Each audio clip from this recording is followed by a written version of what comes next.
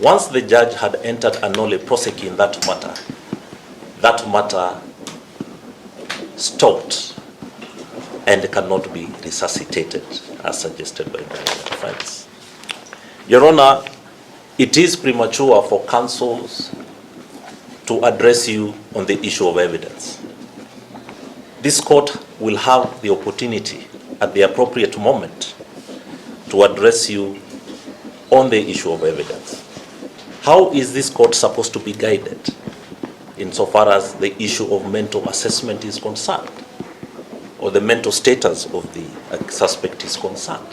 The prosecution has not adduced any evidence to show that anything has changed with regards maybe to the health of the accused that would necessitate another mental assessment to be done.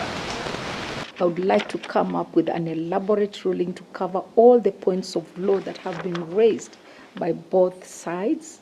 For this reason, the accused shall be remanded at Langata Women Prison to enable me to write a well-reasoned ruling, shall be produced on 29th of January in open court for the ruling.